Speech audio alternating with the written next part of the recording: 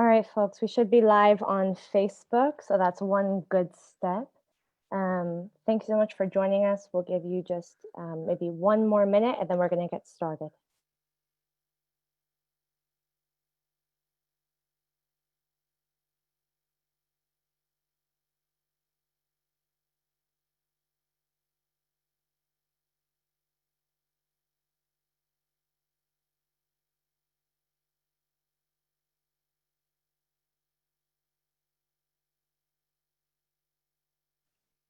Okay, everybody.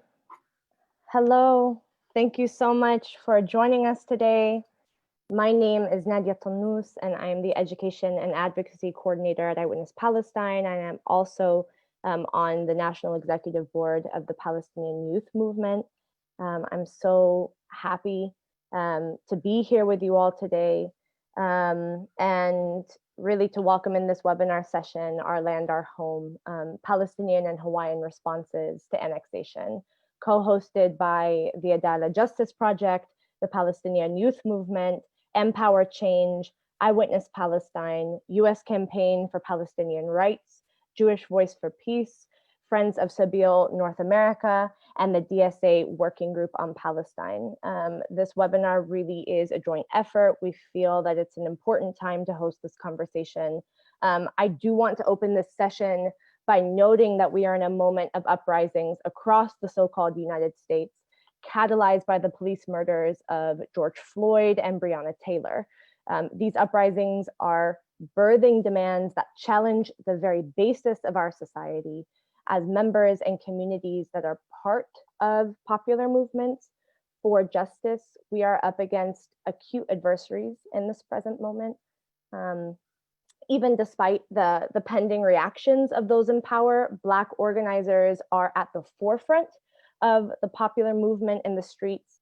They are pushing the work that is leading the way to defund police departments across the country and on college campuses, both examples that can be found in Minneapolis today.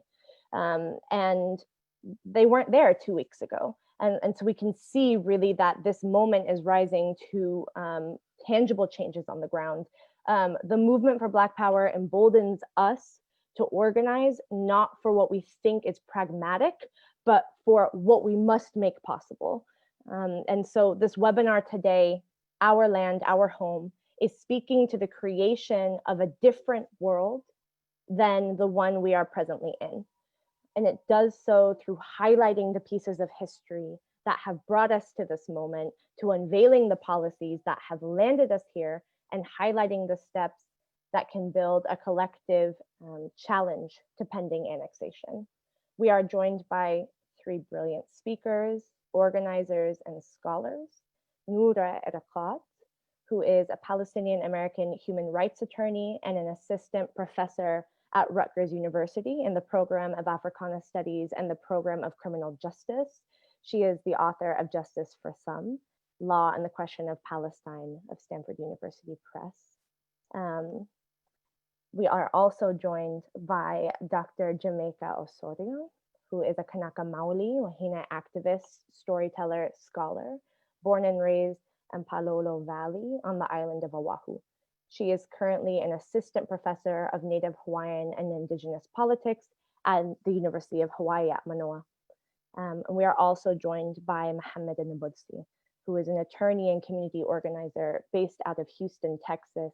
He currently serves as the Vice General Coordinator of the Palestinian Youth Movement and also serves on the board of the Palestinian American Cultural Center in Houston. Thank you all for joining us here today for this important conversation. Without further ado, I want to pass it over to you, Jamaica, to begin the discussion. Just as a note for structure, we are going to have comments from each of our panelists and then facilitate a conversation between them. At that point, we will be taking your questions. We'll try to get to everybody's questions. And so please do write them in the chat as they come up. We will be compiling them and then trying to ask them in themes.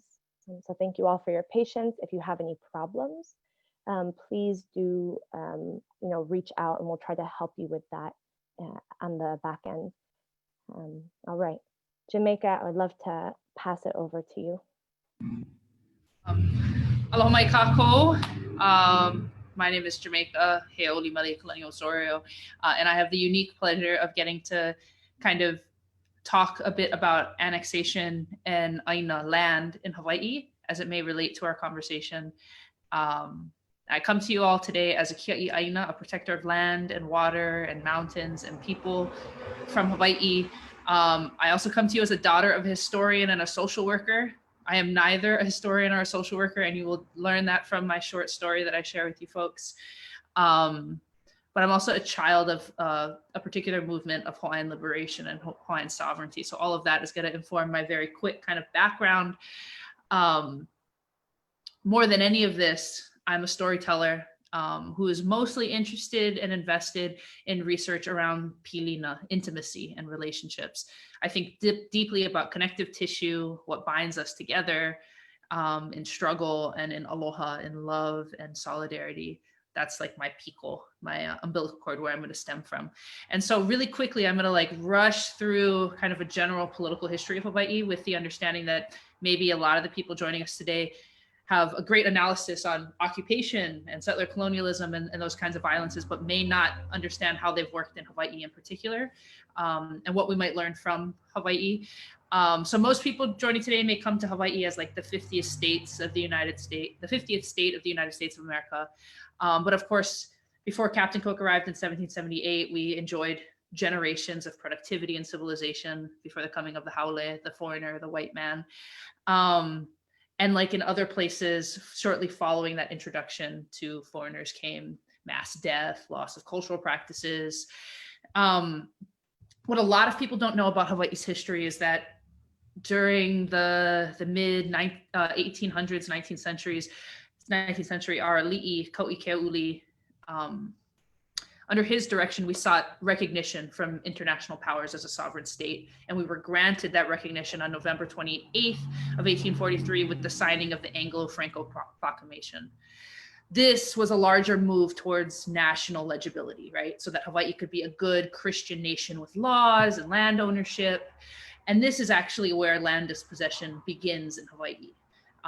Not really with annexation, that comes much later, but with this move towards legibility. In order to be recognizable, we had to surrender much of what it was of who we are as Hawaiians to be legible and worthy of that recognition. So other scholars who are really look at the stuff, Lily Kalaka Me'elehiwa, John Osorio, my father, take a look at how this process results in haole owning large swaths of land.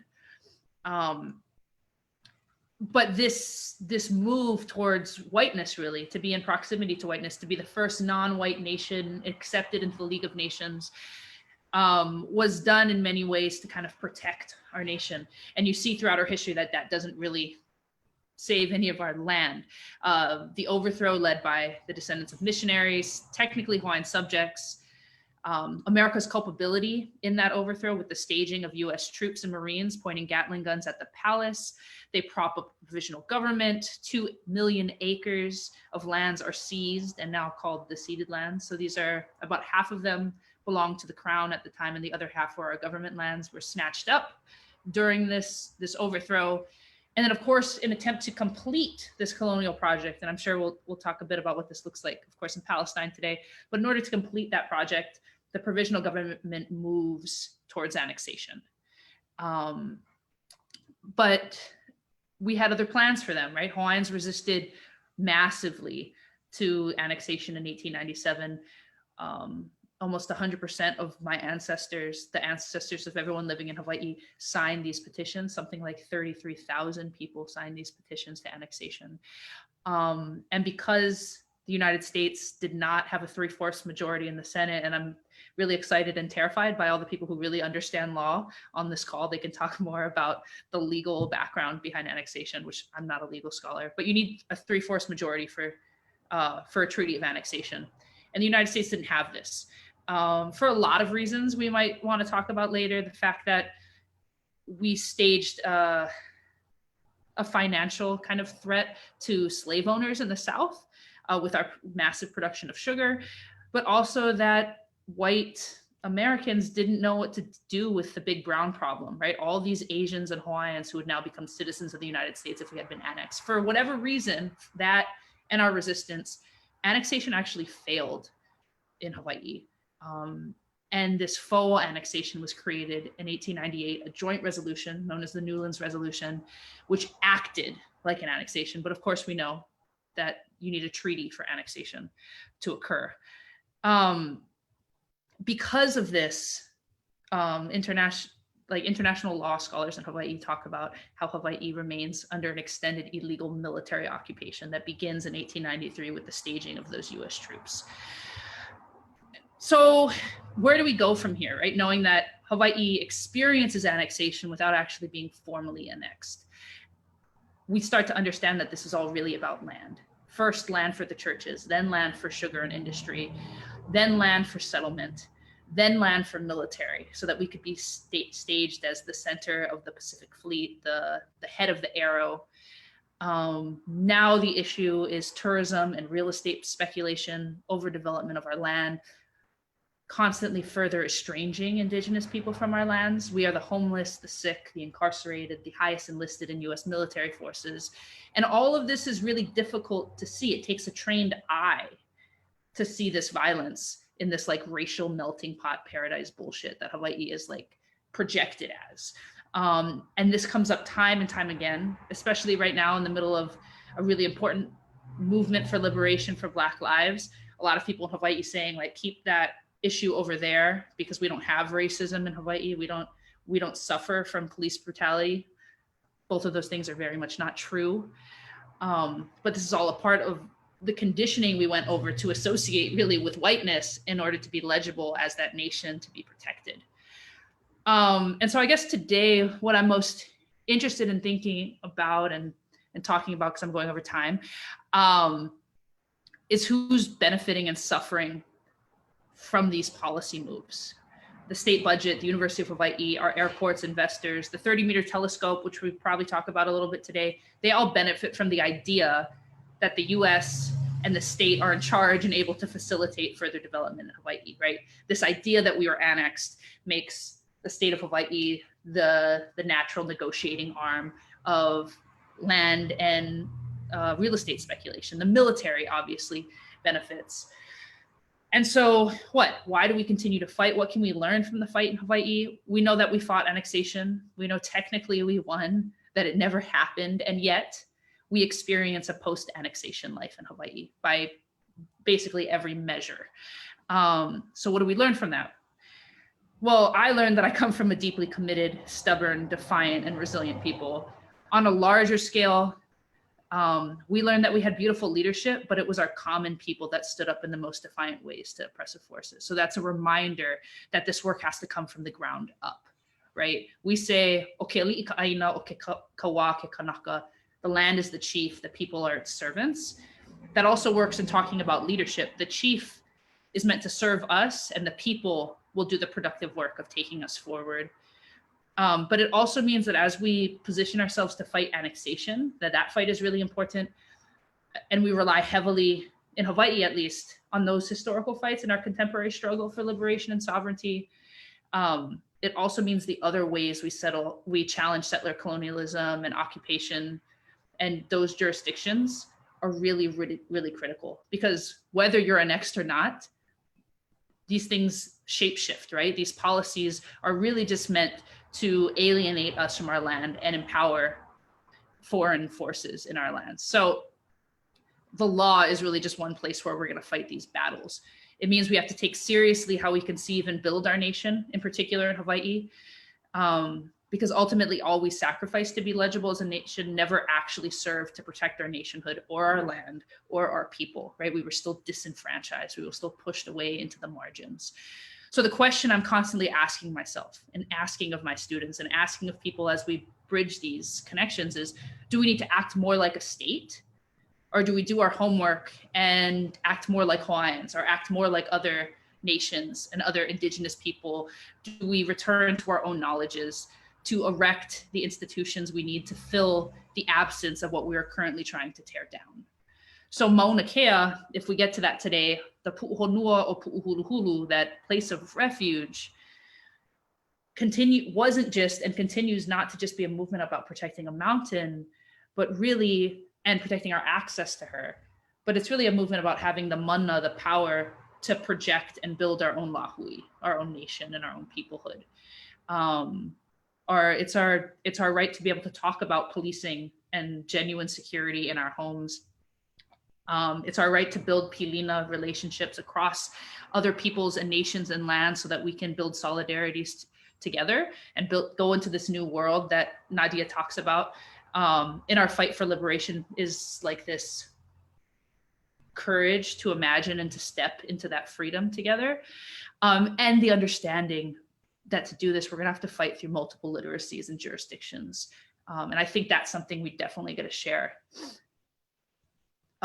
across any of these contexts. So I'm gonna just leave it at that for now, because I know folks have lots more to add, and I'm looking forward to kind of the conversation across these manaho. So mahalo. Thank you, Jamaica. Mahalo. I really might use the question that you posed around fighting this in terms of the law or just the law.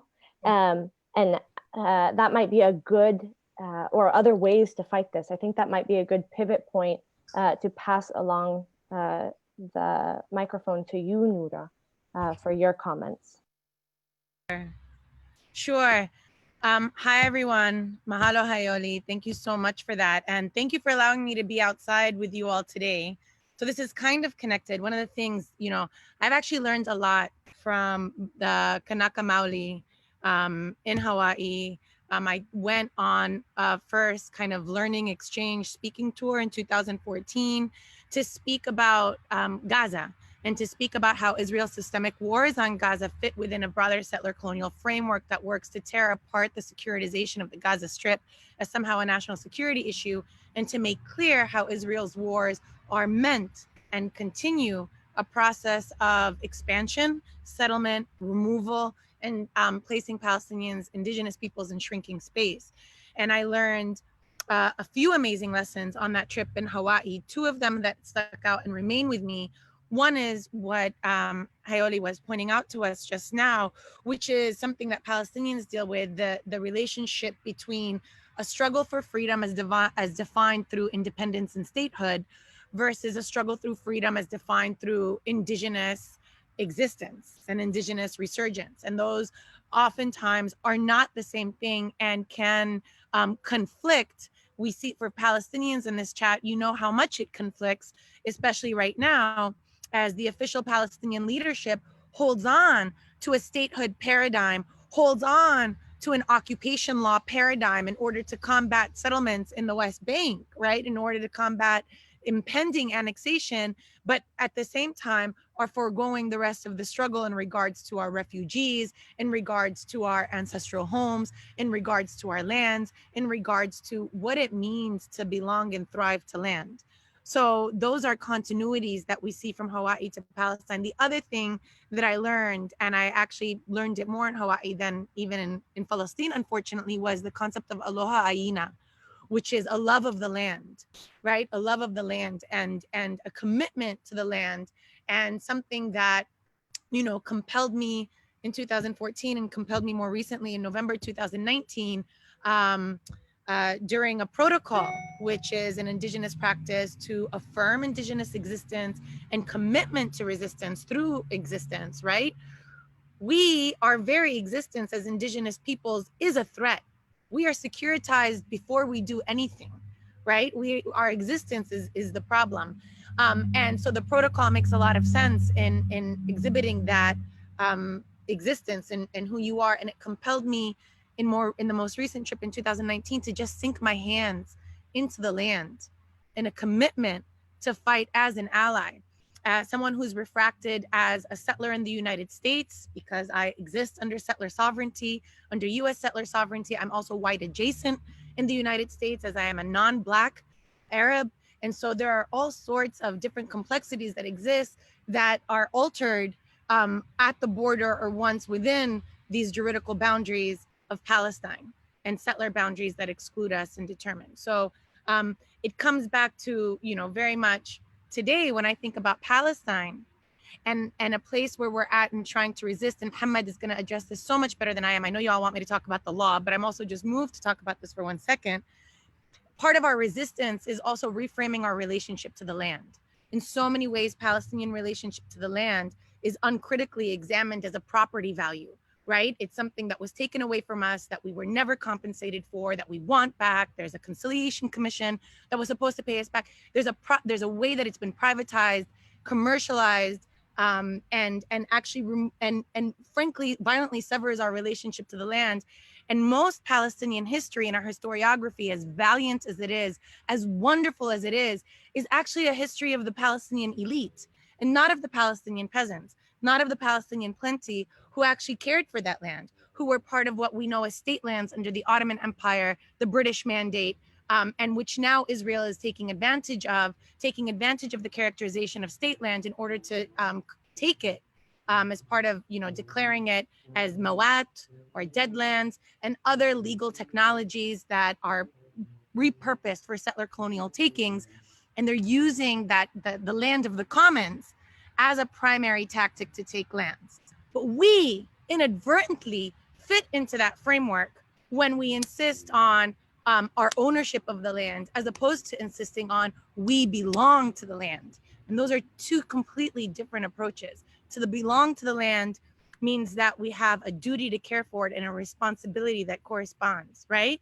Owning the land means that it's ours and we can do whatever we want with it, including privatizing it even further into smaller tracts, selling it to whoever, building private property on it, and then renting it out, and so on and so forth. So this is a critical moment for us to also examine, right, the entwinements of capitalism and indigeneity, right, and race. These are not things to separate. They are always intersecting, and we have multiple identities that intersect. Okay, that was the non-law part. Let me get to the law part and say something else that Hayoli mentioned, which is the pivot to whiteness. Under international law, international law as a regime begins as a body of law that basically regulates trade amongst imperial powers, waterways and slave trade in particular, right? It comes to encompass a lot more than those imperial desires and those imperial imperatives through resistance, and through resistance of colonized peoples, through resistance. The first revolution and the first resistance is the Haitian resistance that overthrows French domination and the categorization of Haiti as a slave colony, for which Haiti continues to pay a debt because it had to compensate those French slave owners for the emancipated peoples. And that to this day, they remain indebted under that framework. But the whole of international law, just like much other law, creates a racialized hierarchy. And those that are excluded from sovereignty, from statehood, from independence are those who are racialized as others and not belonging. So Hayoli is right. When we aspire to statehood, we are aspiring to be recognized as sovereign, just as Europeans are sovereigns and thus as white. And we have a tremendous amount of history that shows even when colonized nations did become independent, were part of the League of Mandate, as Ethiopia and Liberia were very early on in the interwar years before the Second World War that created a whole wave of independence movements.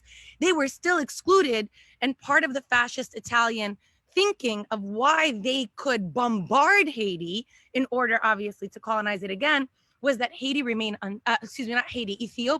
was that Ethiopia was uncivilized, even though in the literature, Europeans recognized Ethiopians as white Negroes because they were the closest in proximity to European sovereignty. We remain vexed by this framework, and Palestinians in struggle remain vexed by this framework because in so much of our articulation of why we deserve freedom from the beginning of the passing of the Balfour Declaration has been a cry that says, we're different, we're educated, we have doctors, we have lawyers, we have newspapers, we have governments. We are just like you. We should not be excluded. And this is why this is a travesty. And even today we see similar proclamations where Palestinians try to distinguish themselves from other indigenous peoples or from other racialized peoples to explain why we are different and are deserving of statehood, in ways that have been destructive in the past, as when Yasser Arafat said at one point, we are not like the Red Indian because we remain, right? Which is simultaneously, there was an affirmation of solidarity with indigenous movement, in particular the American Indian movement, and simultaneously a distinction and insistence that we were different and deserved sovereignty because of our demographic presence, right? Okay, so now on that plane, how do we escape these things? I think, you know, it requires this is what Hamed, I'm going to put that on you to tell us what we should be doing. What I want to say for our audience is just one thing. And Leila, if you can help me out by putting up just my screenshot that I wanted to share with people. I want to share something that's pretty obvious to most people, but if it's not, I want to make it obvious. So here in this screenshot, if we can just get, here we go. What I want to show you is these three images side by side. In the first image that you see, which is the one, the Alon plan, that was issued by Yigal Alon, who was minister in the labor government in Israel, who immediately after the 1967 occupation declared what would remain within Israel's sovereignty and what would return to the Palestinians. Note, everything in blue was to remain under Israeli sovereignty. These are where Israel defined as its defensible borders. It has used militarizations and military logic and defensive logic in order to mask its aggression as somehow defensive, which it said, we want these areas in blue in order to protect penetration from the eastern bank or Jordan back into Palestine. We want to protect you could see a direct connection between the Mediterranean Sea to the Jordan Valley. This also encompasses all of Jerusalem, as well as the Jordan Valley that we know today. Not surprisingly, you see that in the course of negotiations, in what culminates in the Declaration of Principles in 1993, and then in Oslo II of 1995, in Oslo II, 1995, they create this map, where we see area C, B, and A, but specifically the shaded in tan is area C. Under the peace process logic, this area C was to remain under full Israeli civilian and security control or military control, supposedly to be incrementally transferred under Palestinian Authority to culminate into something.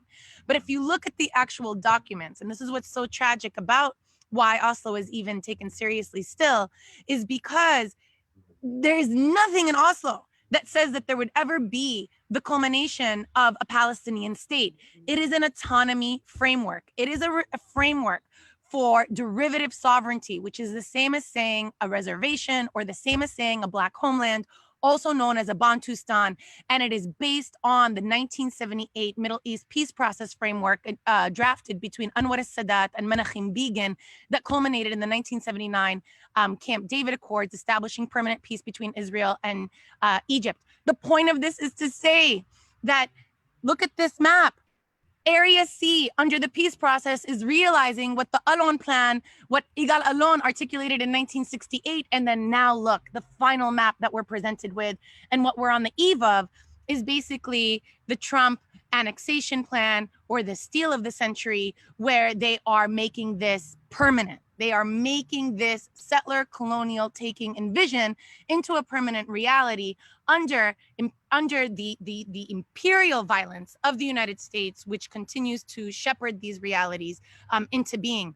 This outcome tells us, one, that this is not about, occupation gone bad or a very right-wing settler population that's now in control of Israel. It tells us a story about Zionism and Zionism's unrelenting quest and thirst for land. It cannot be satiated. Number one, it also tells us a story about liberal violence. This is the outcome of a peace process and of liberals who have restrained the United States and from actually exacting any kind of punishment or accountability for Israel, which has produced this very outcome. So those are the lessons to go away with. How do you use the law now in response? Frankly, as I've shown in my work, the law is only to be a tool to be used in the service of a political movement. And I do not think that the Palestinian official leadership is leading a robust enough political movement to be able to use the law effectively.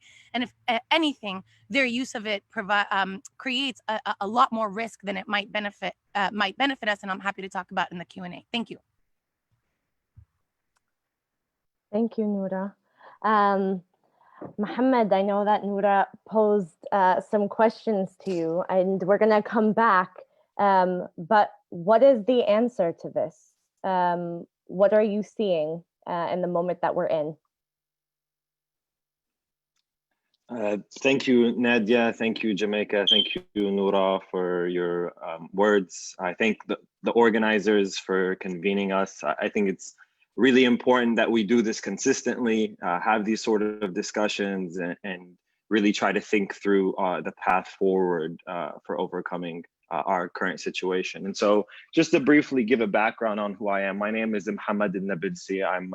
I'm an attorney here locally. It actually has nothing to do with Palestine or international law or human rights law, though I feel like every Palestinian at one point or another thought about going into these fields so that they can liberate Palestine by a pen, but it obviously didn't work out for me. But in any case, I'm also a community organizer. I got my start on campuses, but now I'm a community organizer with the Palestinian Youth Movement, but also with a local institution here called PAC, the Palestinian American Cultural Center. And so just as an initial matter, I think everyone is probably on the same page to understand that annexation isn't a recent development. Land in Palestine has been taken for multiple decades.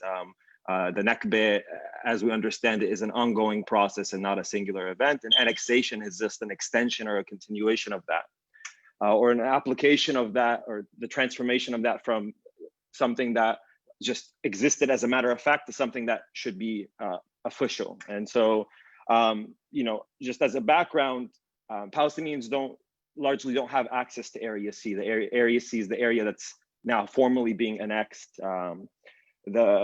No control over resources. There's already forcible transfer taking place. There's military testing taking place. So Area C is something that's already under the control of the Israeli occupation. And if we were to think about what's going to happen as far as the Area C in terms of Israeli application of civil law, things like that, we can look to the Jerusalem as the example, East Jerusalem. We can look to the Jolan, the Golan Heights, as another example of what will happen. But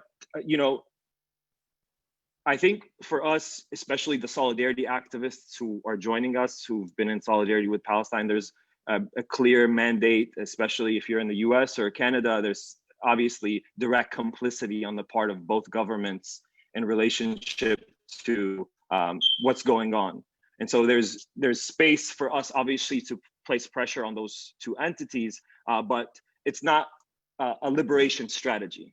And so what I want to talk today about is really what our diaspora communities, Palestinians, should be doing. And I know that a lot of you are are not Palestinians, but at least we'll have you on the same page. So for me, annexation doesn't represent, and actually when I say for me, I say for the PYM, annexation doesn't represent a crisis. Actually, the crisis isn't annexation. The crisis is an internal crisis within the Palestinian side of things. And it's really three crises. We have a crisis of leadership. We have a crisis of lack of vision, and we have a crisis of powerlessness, a feeling of weakness and insecurity on the part of Palestinians globally. These are our crises. And so there are major issues facing the Palestinian movement. Obviously, our struggle is under attack, but the path towards liberation is one that we carry as Palestinians. No one but Palestinians can free Palestine. And so our vision and our strategy for liberation must be predicated on popular participation of Palestinians. And that's popular participation of Palestinians globally. While we can shift, or we can pressure governments to shift their specific orientation vis-a-vis Israel, really our role is to as Palestinians to solve the crisis of a lack of or a failure of leadership, the crisis of a lack of a shared vision, and the crisis of insecurity and weakness on the part of our people. And so for me, this moment actually represents an opportunity. What we saw following the announcement of annexation on the part of the PA is all of these declarations about dissolving Oslo, dissolving the PA, ending security coordination, all of these various things, relinquishing control of the territories into the hands of the Israeli military. Kind of some of the things that Noura gestured towards in terms of trying to use the same mechanisms that have been used by the PA over the last few decades to try to bring back some sort of bid for a state. And I think just today, there was a threat made of declaring statehood, which is a threat that's made every other week. But obviously we know where that ends up. So Palestinians, the thing about our people and our communities and our institutions in the diaspora is there's a flame that burns inside of all of us. We care deeply about our struggle. We care deeply about our people. And when we see the pain that they go through and suffering through the continuation of the occupation, or suffering from the languishing, whether they're languishing in terms of the conditions of the refugee camps or the open prison, we feel that. And I see it in my family members. I see it in my community. We all mourn the losses of our people, like we all mourn as though Iyad was our son. And so we don't have a lack in terms of passion or emotions or determination for our struggle. What we have a lack is specifically to the items that I mentioned a moment ago is leadership, vision, and a weakness, a feeling of powerlessness. And so what I want to do now is just take a few moments to articulate clearly how our communities in the diaspora must reorient. And I offer these as points for us to reflect on and take forward. First, Palestinians in the diaspora must reclaim our position as a segment of our national liberation movement, not as a community in solidarity with our people. We cannot treat this simply as a slogan, because Palestinians say this all the time. Oh, I'm as a Palestinian, this, and that. It's not a slogan. It requires a process, a mechanism, a structure. And what we need to do is to reach an understanding that there's significance to coming together as Palestinians, to developing a shared vision through sustained engagement with one another, and to rebuild our structures and institutions that can carry our voice and make demands on our movement in its direction. So that's the first point. The second point, and this relates obviously to the first point, is we have numerous institutions in the diaspora.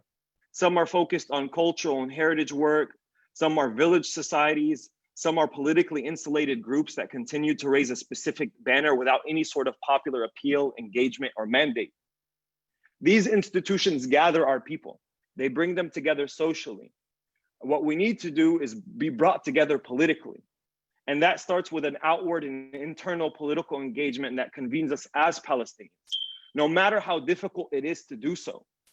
And the only way we're able to overcome geographic fragmentation and the political stagnation internal to our movement is to build momentum around a new direction that decisively deals with the structural and political shackles of the Oslo Accords. We cannot move beyond where we're at unless we address the roots of our problems. And of course, Zionism and our colonial condition is there, but we also have internal issues. And those are the ones that are currently binding our hands. And those are the ones who are engaging in security coordination with the state of Israel as it hands over Palestinian resistance to the state of Israel.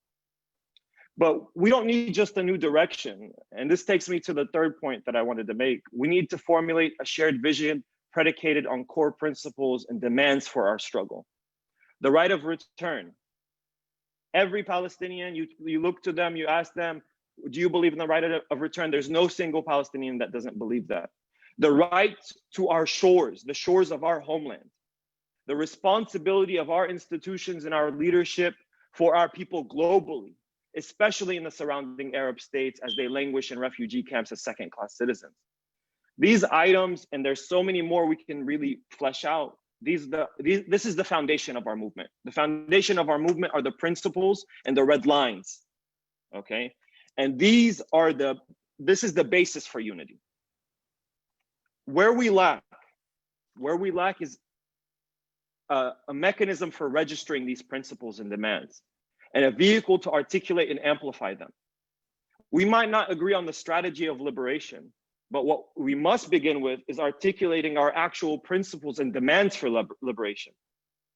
And so to summarize and to conclude, we need to rebuild popular and grassroots participation of our communities and peoples in the diaspora.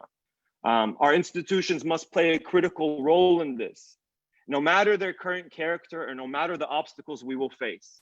It doesn't matter that you're a village society. It doesn't matter that you are a cultural club. What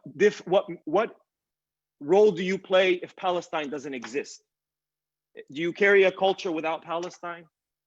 So for me, that means there needs to be a shift in that orientation as far as our institutions go. And I'm someone who's engaged and participates in these institutions, and they have differing degrees in terms of their relationship to politics, their relationship to engaging our internal issues, which is no one wants to touch because it's so divisive and so problematic. But beyond that, for me, unless we come together as Palestinians and develop a shared vision that articulates our principles and demands, we're gonna be stuck running in place. And our institutions, this is a moment for you. The Palestinian members of the Solidarity Movement, this is a moment for you. You know, following Oslo, we saw the dissolution of so many of our institutions and the relegation of our people to solidarity activists who are either concerned about the humanitarian conditions of our people or amplifying specific calls. But there's no engagement on the part of our people that says, I as a Palestinian have a right to return. I as a Palestinian call on my leadership to speak out for the rights of our people in the refugee camps. This is where we need to shift. This is where we need to break, have a rupture. Just as 1967, for that generation, represented a rupture from the old guard in terms of its orientation towards Arab states, we now have an opportunity in relationship to annexation and the deal of the century and the total impotence of the Palestinian leadership to do anything in its face, to say, this is our rupture moment. We are not gonna, the state building project has been done. And we can't turn to the brokers, the so-called brokers of peace like the US, and invite them back in. That's not what we need. What we need is to assume our role, to assume our responsibility, and to actually engage in a struggle for unity ourselves. Just as we struggle against Zionism, the struggle is equally as difficult against ourselves in terms of coming together and actually doing something that's about crafting a shared conception of what we want for liberation. Thank you.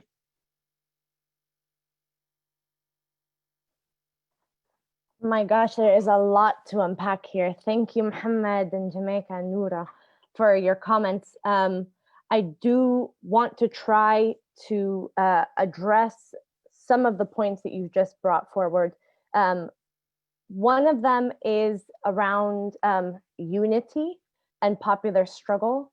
I'm wondering if, Jamaica, you have any thoughts on that? Noura, if you have any thoughts on what Mohammed put forward.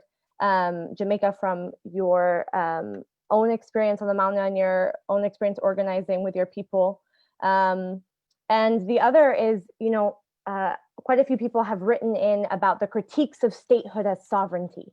And so that critique, you know, has folks wondering if seeking statehood is not the right answer. What kind of models of sovereignty are there that we can look at in answering annexation? So I'm gonna, whoever would like to answer first, those are the first two questions.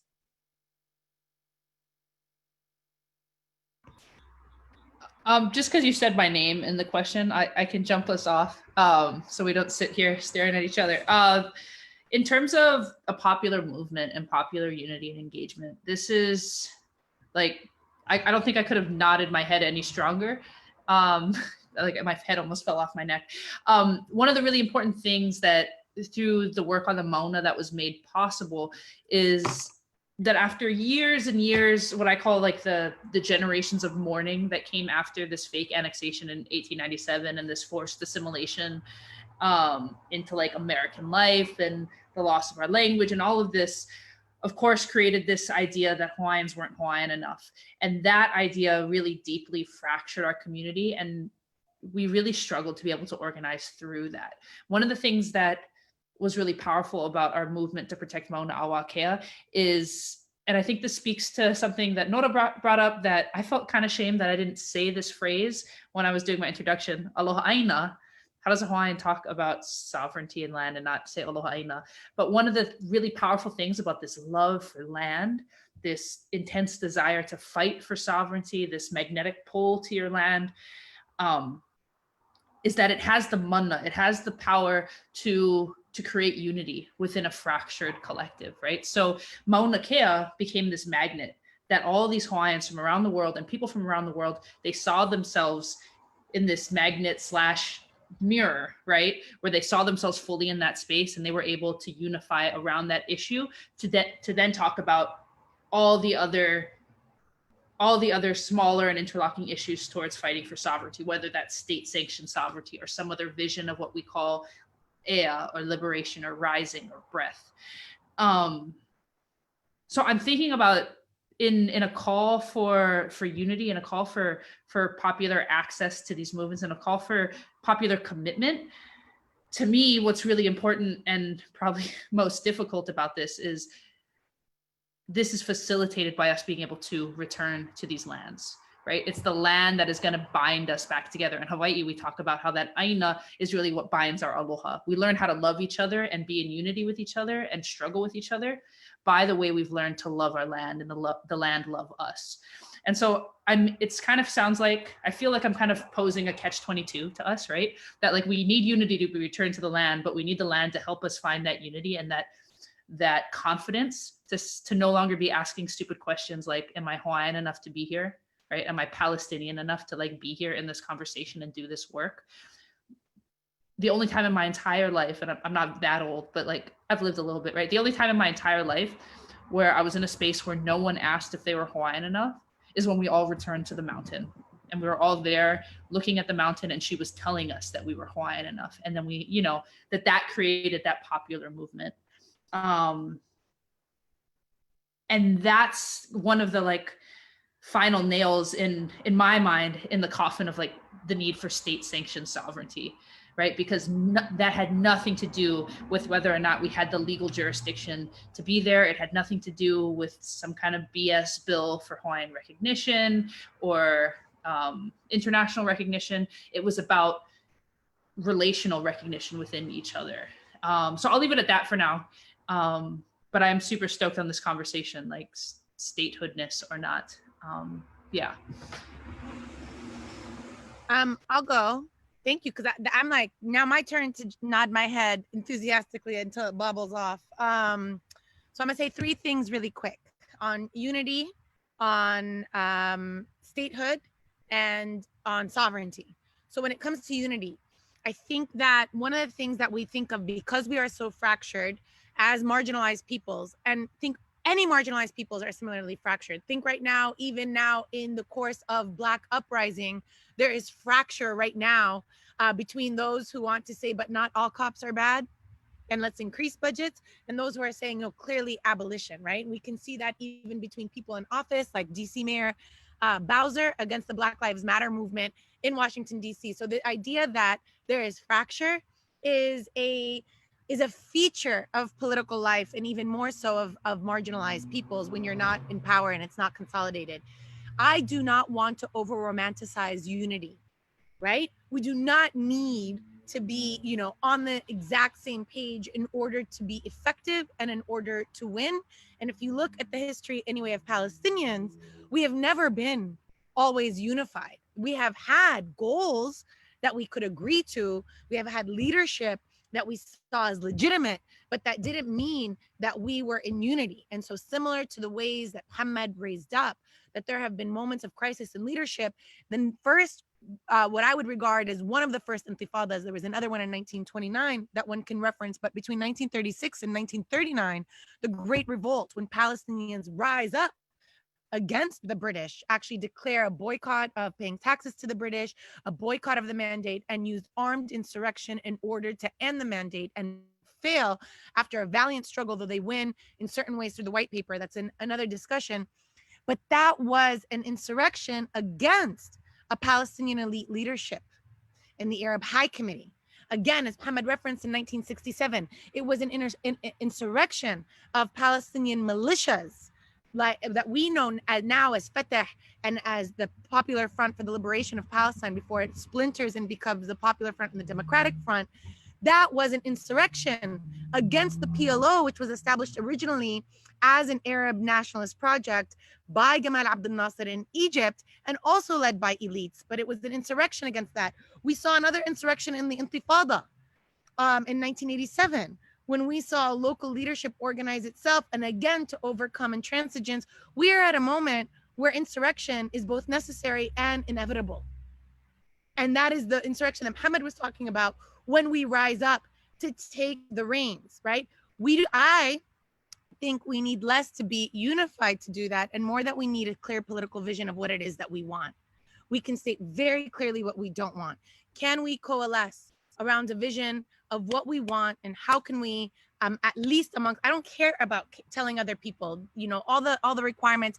Tell us what your plan is. What's the blueprint? Those are all meant to incapacitate us and keep us down.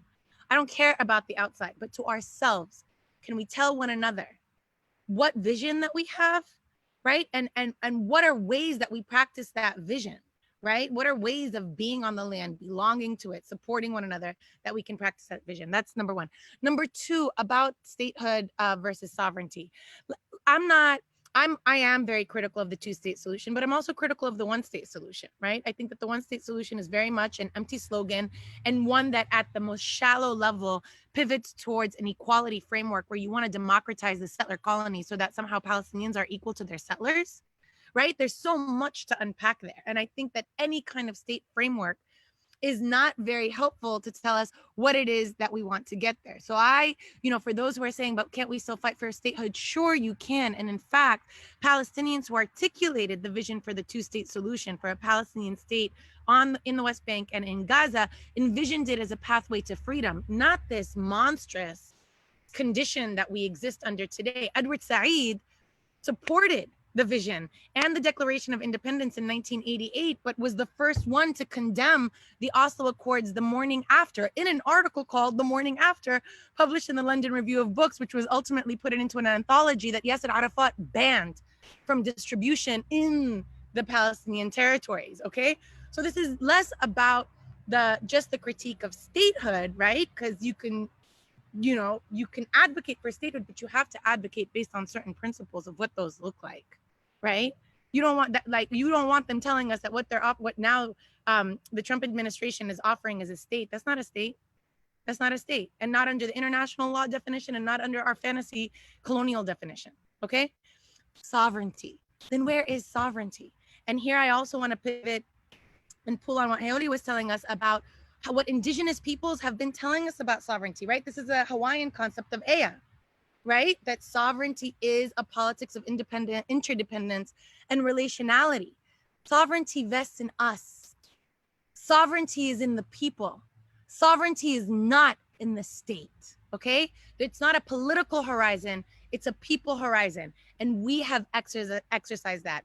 We have remained sovereign. We were sovereign in our moments of peak resistance. We were sovereign during the Intifada when we built communities of, we talk about the Mauna Kea and what it looks like there, and how you knew you were Palestinian. Where Palestinians know mutual aid, know sovereignty, know interdependence, know how to educate one another, know how to feed one another, know how to care for one another, know how to love one another, right? We don't need the state to do that for us. We do that, and that is where sovereignty vests. What are our other examples of where sovereignty vests in the people and not necessarily in the state? And I'm not saying that they're mutually exclusive, but state sovereignty means nothing if we're not sovereign as a people and recognize ourselves as such. We are already free as a people, and the choices that we make to be one with one another and to resist our oppressors.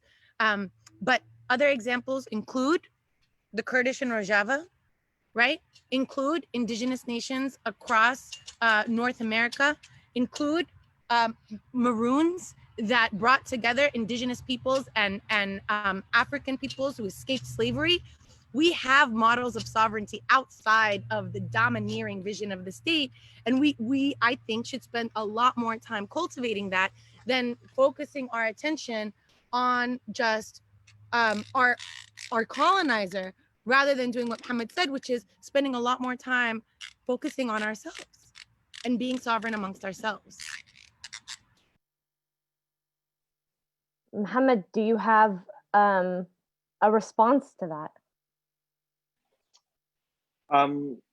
I don't have any specific response, so I'm just gonna let us go to whatever next questions we have. Brilliant. I think we are, Quickly? yes, Jamaica, Okay. please. So one of the things that that I'm thinking about a lot in this is to remind us that we belong to the Aina, right? We belong to the land. We don't own the land. It also means that we belong to each other, right? If we belong to the land and the land belongs with us, then we belong to each other. When we're thinking about whether or not these things are mutually exclusive, I like that point to remember that, like, we're nuanced enough to know that not all these things are mutually exclusive. That Indigenous scholars like Jeff Corntassel reminds us that resurgence, and I'm gonna tag in liberation with resurgence with this, but resurgence is the courage to imagine something different, right? And alternatives and abundance beyond the state and beyond recognition. So in Hawaii, that like moves towards state sovereignty is always a talk about returning to the kingdom. And you know, I'm a Hawaiian national, so I love the kingdom, but I'm also here for these other ways that we can imagine and look inward, like Noda's talking about. What are all the other ways that we believe in governance and self and like community care? And that, even if we end up in this, like, I don't know, this nation state, if that's what my people want, that's what my people want. Like, I belong to them and I'm here to fight alongside them. We still need to do that important imaginative work of what governance means to us beyond that, so that we can be sure that that's actually what we want and we're not just reproducing what we see around us. Yeah, so that's it. Awesome. This is really, I think, an incredible conversation between the three of you, and also with the questions coming in.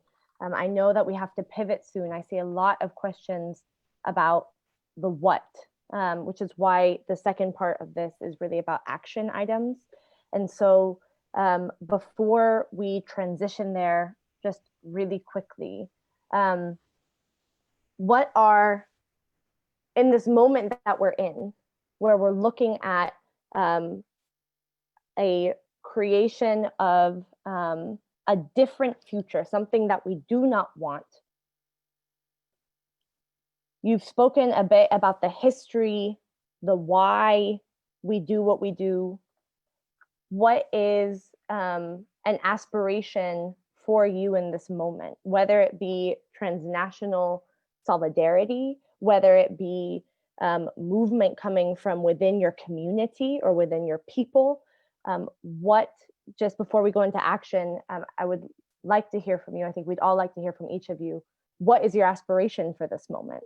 What is your aspiration for the long term, which the powers that be, specifically the United States, Canada, Israel, these countries are doubling down on our movements. So when I say long term, I also want to acknowledge the squeeze. What do we do in the squeeze?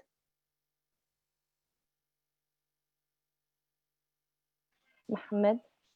I can start us. I actually stepped outside because a lot of you hated my fire alarm that needs its battery replaced. And specifically, one person said, this guy needs to do something about his fire alarm. By the way, my name is Muhammad. I'm this guy.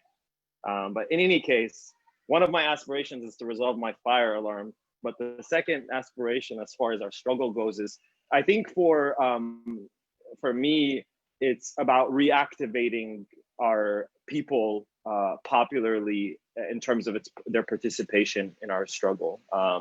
You know, I know a lot of extended family members. I know a lot of community members that I regularly see, and you can tell that there's a lot of invigoration in them in relationship to our struggle. But what the lack that exists is any sort of vehicle for them to be able to either register their voice or to amplify their voice or to turn to something that's concrete and actionable.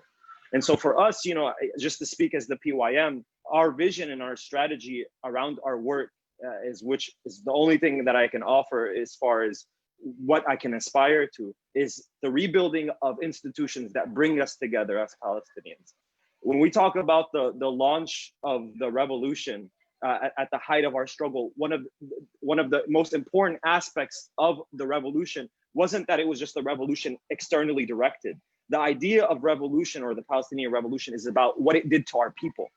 It transformed them from objects of history to agents of change.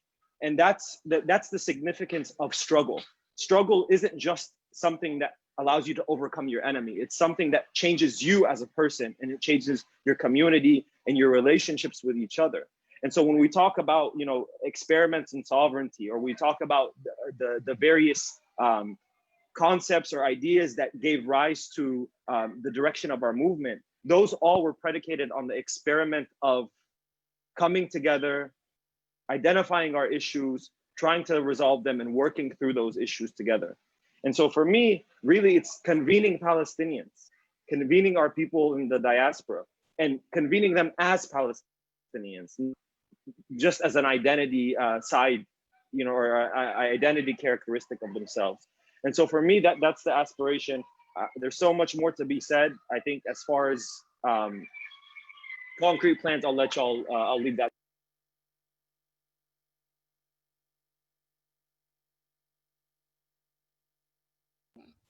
Hey, I really love that. I love that, you know, the revolution is actually what transforms us, right? It's and exactly the idea going from objects, you know, humanitarian objects to political agents, and that was a tremendous shift, but it was one that overthrew also the ways that Palestine was understood in the Middle East as an Arab nationalist problem that was derivative, right? Where Jordan was still vying for control of what they, you know, called the West Bank and wanted it to make it a part of the larger kingdom, and a lot of other internal fractures within the Arab world. It was when Palestine is defined as a Palestinian National Liberation Movement. And guess what? We can redefine our struggle now too. It would require a tremendous amount of political will, but it's within our hands. This is not, you know, even, you know, maybe religion can't be changed, but even some religions change, constitutions change, right? Nothing stays the same. The only constant in life, and this is Octavia Butler's words, the only constant is change. So the idea that this can change in the future of the Palestinian struggle can be transformed is quite real. And I take a lot of inspiration from the PYM. I also take a lot of inspiration from the Tala'at movement, which is a movement of young, primarily young women, Palestinian women, who have been combining a call for renewed leadership within a feminist framework and how they would do that, right? And so we do have a lot of, there's an abundance of leaders. There's an abundance of leaders. When people ask, where are the Palestinians? And they're so fractured. It's like, no, that's not true. We have an abundance in the Gaza Strip. We continuously see leadership. They performed and have led the last major intifada amongst Palestinian society in the Great March of Return. What is my vision? What would if I can do this and, you know, it would come together. I think I share this idea with Muhammad that we can overcome a lot of the discomfort that's going to be necessary within our community, a lot of the internal struggle, fractures, violence, backbiting, and the rest of it, and then just leap into the moment when we have an alternative leadership structure with accountability mechanisms and with ways to be together.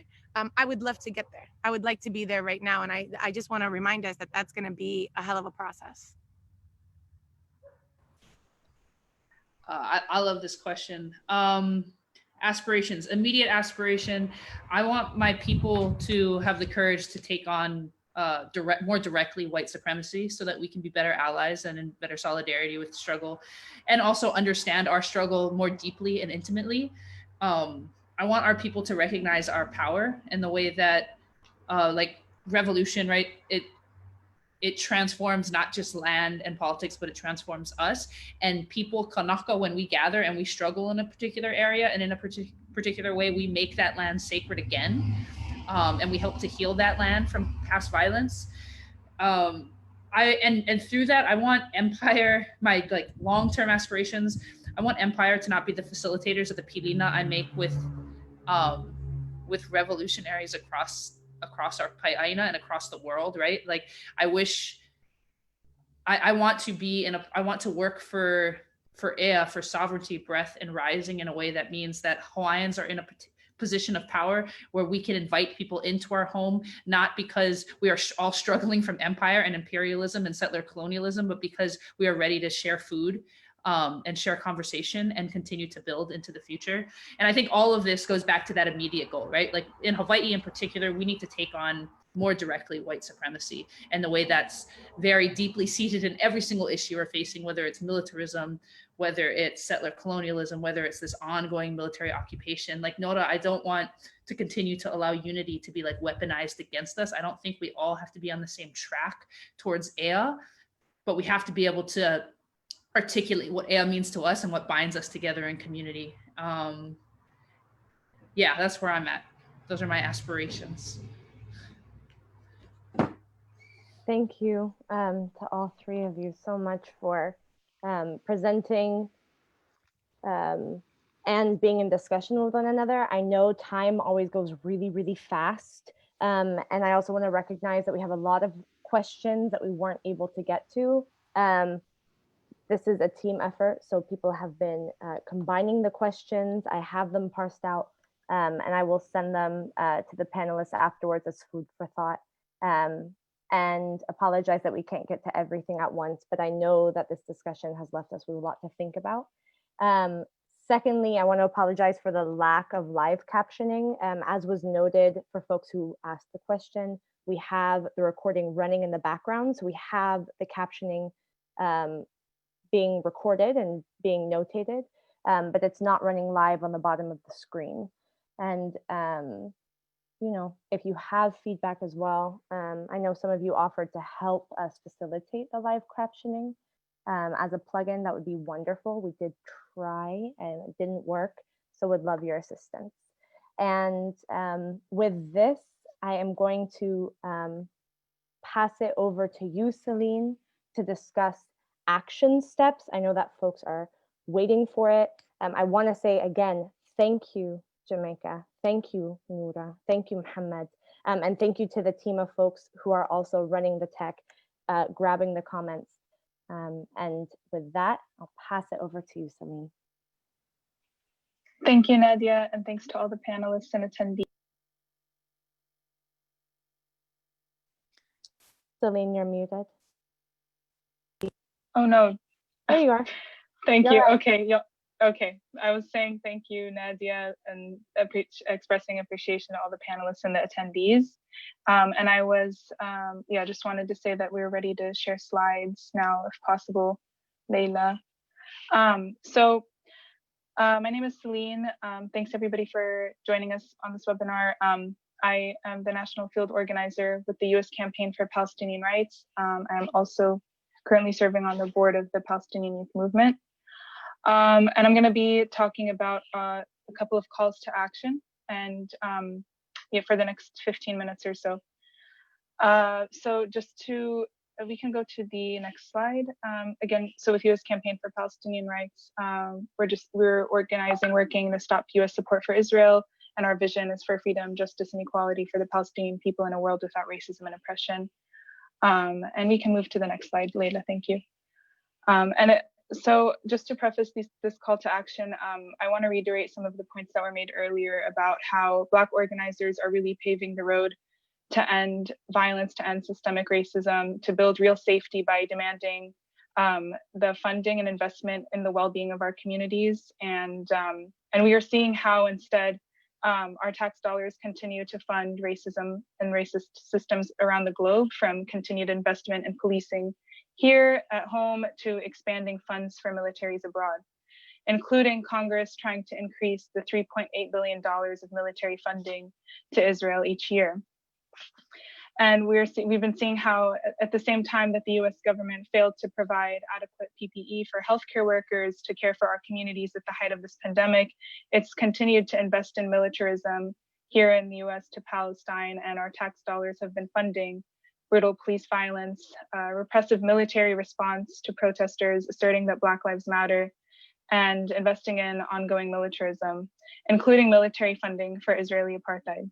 And now is the moment to demand that our leaders stop funding harm and start investing in our communities. And when we're talking about divesting from militarism and harm, that also means uplifting the movement for Black Lives demands to defund the police. That also means demanding that the Israeli government, that the US stop sending military funding to Israel, and instead invest in the critical needs and safety of our communities, investing in housing, healthcare, education, and so on. So I want to invite you all to participate in that action with me right now. There is a link that we are sharing in the chat. I believe it's been dropped in the chat. So if everyone can click this link, you will see this page compiled by a lot of the co-sponsors of this webinar. And this page has a tool that basically sends a letter to Congress that connects our opposition to annexation to current US policy that's funding Israel, and relate that to the defunding of police and reinvesting in community needs. So if everyone can take a few minutes to fill out this form, click on the link and fill out this form, it'll automatically send a letter to your elected officials. And while folks are filling out the form, I'll just say that by filling out this form, you're going to be joining us in demanding of Congress that they, one, defund police departments across the US. So we're uplifting the demands coming out of the movement for Black Lives, the Black Lives Matter movements, including specifically demanding the end of a federal program that sends money to police departments.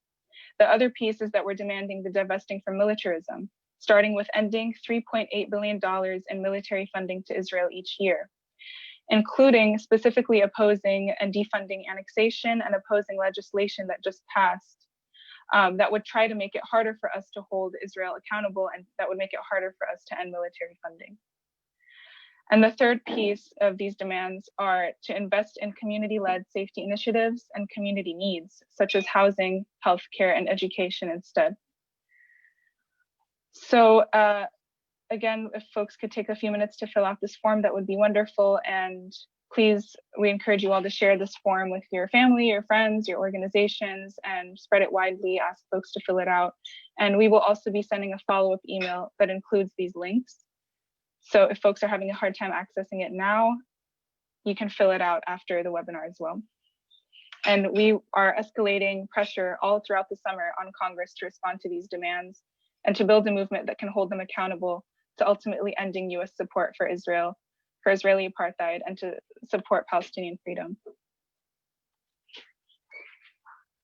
With that, we can take it to the next slide, and I can talk a little bit more broadly about this Invest in Justice for All campaign that a lot of our organizations are partaking in. So this Invest in Justice for All, we're thinking about how right now there's this opportunity to make these changes that seemed impossible only a few weeks ago. There's this opportunity to make these demands become possible. And we've been seeing how governments, including the US, including Israel, are trying to advance militarism, racism, and profit over people. And how, in Palestine, this is looking like the US-backed Israeli plan to entrench occupation and apartheid, including continuing Israeli land grabs. And so the action that we're calling for is that through this campaign and through participation in this campaign, we hope to generate unprecedented pressure from a wide range of organizations and participants and movements towards progressive members of Congress to publicly support ending military funding to Israel, and instead invest in resources for our communities. And in that, we invite you all to join us. So in this, in this broad campaign, we're calling for, again, supporting the demands coming from the movement for Black Lives, calling for the divesting from policing, and to invest in domestic needs such as healthcare for all, safety, and community needs in general. We're reiterating that from the US to Palestine, we need to divest from injustice and violence and invest in our communities. We're also, this also means answering the call from Palestinian civil society that calls on the solidarity movement, on the Palestine solidarity movement in the US and elsewhere to stand with the movement for Black lives and other Black-led organizations in their righteous struggle for justice. And we're also demanding in this that the US end military funding to Israel, and that $3.8 billion a year needs to be invested in our communities. And I just want to also name that, we're building off of this invest divest framework that the movement for Black lives articulated, building off of Black radical organizing since the 60s and beyond. And the way we can think about it is that there are clear roadblocks to liberation that we can divest from, that we can organize to divest from. And this is the whole concept of the divest part of the invest divest framework. It's not freedom, but it gives us enough breathing room or more breathing room to start building towards freedom. So it's about how we can think about divesting from systems of harm while also building towards liberatory alternatives, building towards abolitionist futures, and how that can happen simultaneously. So while we're demanding the end to US military funding, we're also building up and revitalizing Palestinian institutions. We're also, as Palestinian Arab youth, assuming a role in our national struggle. And this is responding to the outline that Mohammed laid out throughout the discussion. So with that, I can just go to the next slide and just share with you all a quick timeline of how we're carrying forward this campaign. This month is dedicated to launching the campaign, base building, sharing with folks, attendees on this call, sharing with our partners about the campaign and figuring out how folks want to plug in. And in July, we're building towards these invest divest weeks of action, which I'll talk about in a bit. And in August and in the coming, in the months beyond, we'll retreat with our partners and plan out more long-term strategies. And I can talk, if we go to the next slide, I can talk also about how we can build towards these weeks of action and some tactics that we can also utilize during the weeks of action. So we have three areas of tactics that we've outlined here. And I want to say that for each of these tactics, we are developing resources and toolkits to share with folks to help you all in implementing these in your locales and through your organizations or however it may be. So the first tactic in participating in this Invest in Justice for All campaign is education. Folks can host teach-ins locally through your organizations or your movement bases to talk to folks about annexation, about military funding to Israel and why we need to be organizing against it. And we're also developing, again, a resource to support folks in hosting a teach-in. The second piece is around digital pressure on Congress. So how can we target Congress through every tool that we have? Emails, Twitter, calling, recording first-person videos to share on social media, recording our testimonies about how these policies are impacting us on the day-to-day, organizing phone banks, text banks, and writing op-eds.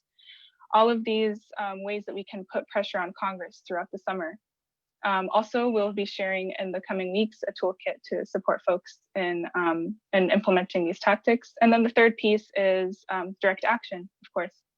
We're also developing a third toolkit to support folks in thinking about how to organize COVID-safe direct actions, whether they may be car protests and caravans, banner drops, pickets, noise-making actions, chalking or street murals, and so on. And I want to talk about one particular action that's coming up. And we can go to the next slide, Leila. Thank you. The counter Kufi action. So this is one of the actions that we will be taking to confront the Zionist lobby. And this is an action that is being led by FOSNA, Friends of Sabeel North America.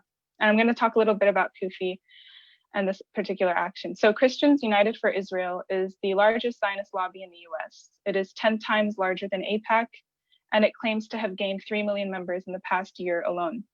They have deep ties to the current administration, and they take credit for the decision to move the US embassy and for pushing for annexation of the West Bank. For far too long, they've operated behind the scenes, and it is time to expose them.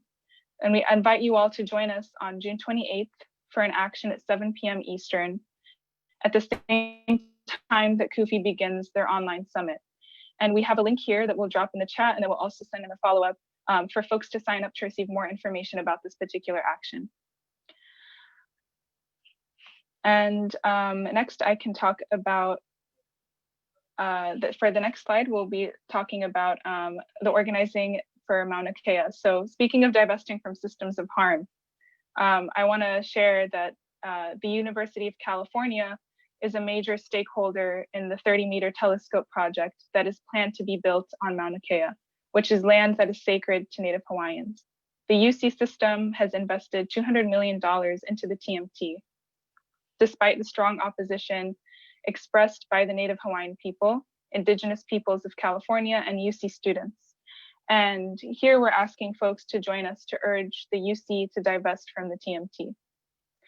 And we know that universities play an active role in land grabs, that they are developing research and technologies and programs that support policing and surveillance. And we know how important it is to target universities to challenge institutional funders like the UC and to organize for divestment. And I believe you do not have to be a UC student to participate in this action. This link that we can also share in the chat, and then we'll also follow up with, is a link that folks can, it links to a Google form that everybody can fill out so that the organizers can follow up with you. And I just want to also share that public records have revealed that the UC is contributing its own funds to the construction of the TMT. And this is also a time where we're seeing how UC graduate students have been striking and organizing for a living wage. And we know that in March, 80 graduate students were fired because of this organizing work. So how do we call that out? How do we organize against the UC in this time?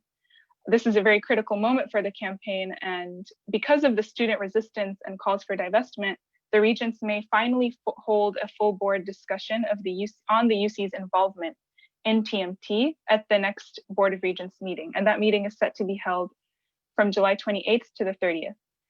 And the organizers here are asking for our help to keep building pressure on the UC to divest from the TMT. So again, please fill out the form that is linked here. We'll also share it in the chat. And this way the organizers can follow up with you. And I want to also uplift Uprooted and Rising, who are coordinating a lot of the effort as well. And then finally, I want to ask everybody, and this is very, very important, and please do not leave before you do this, but I want to ask everybody to fill out the exit card. So this is really important because this exit card, once you fill it out, it'll tell us how you want to plug into the Invest in Justice for All campaign, how you want to stay in contact with the organizations that have sponsored this webinar, that are putting together these actions, organizing these campaigns. So I want to give you all a few minutes before folks leave to fill out the exit form. And I just want to note also in the exit form, there's also descriptions of the co-sponsoring organizations. And I want to say that for, I encourage all of the Palestinian Arab attendees on this call to check the box for plugging into the Palestinian Youth Movement. That's the space where we'll do that work and talk through the outline that Mohammed presented about how we can be assuming a role in our national struggle, how we can be rebuilding popular and grassroots participation of our communities in our popular struggle. And so that can be the space where we can talk through these things and flesh out more of the how-to in regards to the outline that Mohammed presented. So encourage all of the Palestinian Arab attendees to fill that portion out. And yeah, I will close there and pass it back to Nadia. I believe we have some videos to show, but again, please folks fill out the exit form. Really appreciate everyone for joining the call. And I know it was a lot that I presented, but we'll be following up with all of the campaign plan and the links to the calls to action that we shared. Thank you all for joining again. Thanks, Nadia. Thank you, Celine. So yes, please do fill out the exit card. There are multiple ways to act. We must conduct action on different levels at the same time for a collated response. Before we play a video, I wanted to give you, Noura, Jamaica, Mohammed, any last words before the webinar ends and we transition into an amazing video medley that I think we should all see and we hope is uplifting and reaffirming of the message of this webinar, Our Land and Our Home. Noura, go ahead. Yeah, because my computer might die, everybody. I just want to say this is so uplifting and also indicative of we have a latent Palestinian leadership, right? The official leadership is not the one making the connections with Hawaii or officially sending out solidarity to Black struggle. And yet Palestinians in networks around the world have been doing that. Right now, we're affirming this transnational solidarity. And as someone who has been in this for a long time, it's so amazing to see how much progress we have actually made despite the facts on the ground. The truth is that we have only become stronger and more resilient, and our connections have become less rhetorical and actually real in practice. So we are doing a tremendous job. Thank you to all the organizers that brought us together. I also just want to shout out of the many organizers you should be following, Vivian Sansour, who is on the ground and working with, actually seed technology and everything that we've been talking about that might be described as Indigenous resurgence. And so we also have inklings of that on the ground in Palestine, and I want to lift her up and hold her there. Thanks.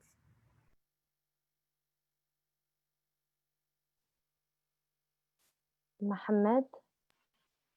Yeah, and I just want to thank the organizers for putting this on. I thank the other speakers, Noura and Jamaica, for your words.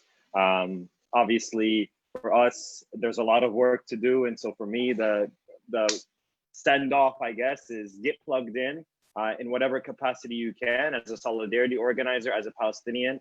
Join your institutions, no matter how problematic they are. Join the PYM if you're a youth. Build with us, and we'll see a free Palestine in our generation. In Jamaica? Oh man, I just want to mahalo all you folks for creating this space, for letting me witness once again that some of the best organizers I know in the world are Palestinians, and that we're constantly learning with and from you folks. I want to quote my good friend Brian Kamoli Kuwata, who wrote in this piece called I think it was called We Live in the Future. He says at the end, "We live in the future, come join us." And I'm really excited about joining you folks in the future and doing this work and remembering that my ea, my breath and sovereignty is tied and connected to your ea and your breath and sovereignty, and getting to see again through your action and this conversation that leadership is not a position, it's a relationship, and we're building those relationships and we're loving those relationships. And I just feel really blessed to be able to talk about all of this and do this work with all of you. So mahalo. Mahalo, Jamaica.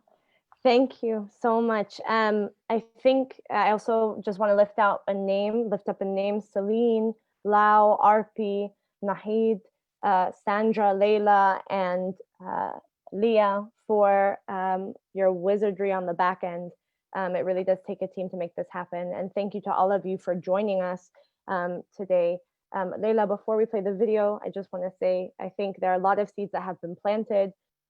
Let's follow up on them. Please do fill out the exit card so that we can keep in touch with whatever portion of this action and these organizations that you find interesting. We are in this movement together, and we must challenge US complicity and annexation of Palestine and US complicity in the ongoing annexation and land grabs happening in the so-called United States. We bring these pieces together not as something that's an and or an extra. We must join together in order to not just fight our oppressors, as you said, Muhammad, actually transform our people through struggle. And so I'm looking forward to that journey. I know it's going to be hard, but we are here and we are committed. And with that, Layla, I will pass it over to you for the final video put on.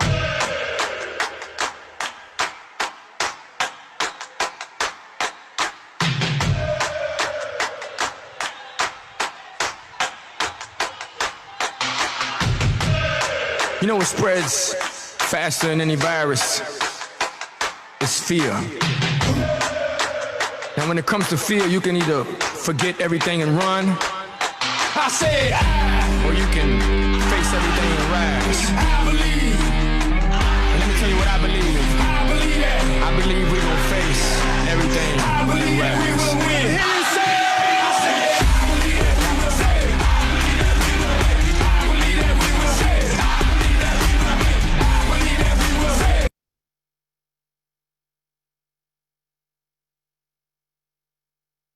Don't stop the moment. It's loading.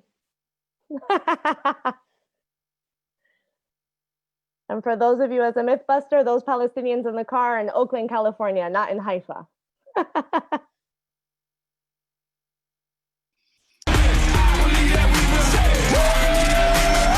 It's not how you fall, it's how you get back up. And what don't kill us make us stronger, boy. Bet that up, take a swing at us. You better hit hard, cause when we swing back, it's like, oh God. It's time to knuckle up and fight hard. Now let's all buckle up and fight hard. Que Dios bendiga a todas tus familias, mi amigo, se parta mandito. Vamos a darle duro este video. Say with me. I believe, say with me. I believe that. Say with me. I believe that we will win. Hear me say.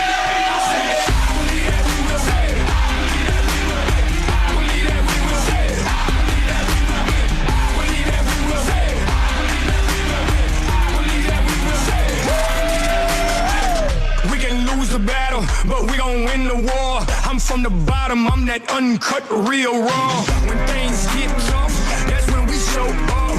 That's when we show out. That's when we show y'all.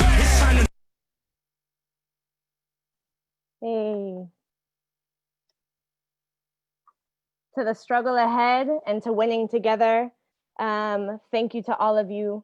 And with that, we'll see you behind our screens. We'll see you in the streets to a compassionate, principled, and persistent struggle and revolution.